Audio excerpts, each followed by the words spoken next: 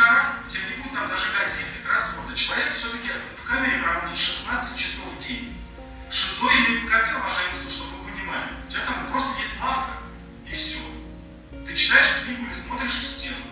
Тебе нужен Коран, да, он тебе нужен постоянно. Но если ты берешь Коран, тебе не дадут ничего другого. Я больше скажу, уважаемые слушатели, просто реальный тюрьмы таковы. Шизо это очень часто или КП, очень холодное место. Люди, знаете, для чего газеты берут? Накрываться. Потому что газеты, я докладываю суду, гораздо теплее спать, например, чем без нее.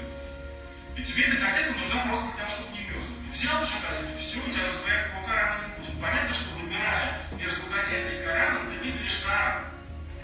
Ну вот, значит, тогда мерз.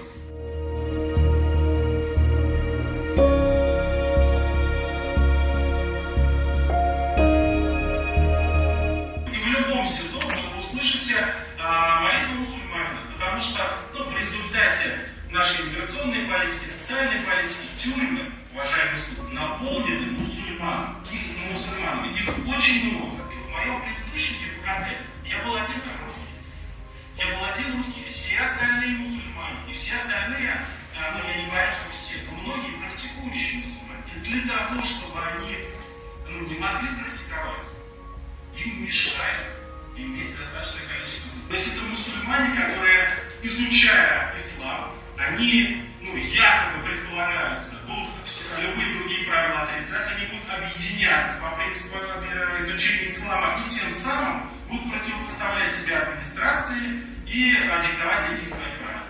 Эта конструкция абсолютно выдуманная, искусственная, несуществующая.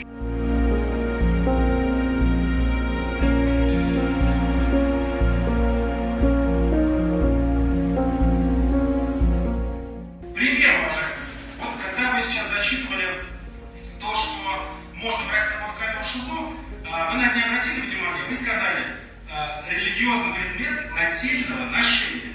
А в предыдущем ПБР было нательного ношения или карманного ношения. Почему? Потому что крестить можно, а четки теперь нельзя.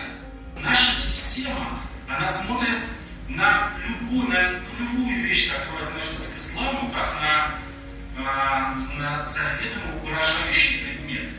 И это абсурдно, это неправильно, а главное, уважаемый суд, это ведет к ровно обратному результату. Но люди озлобляются.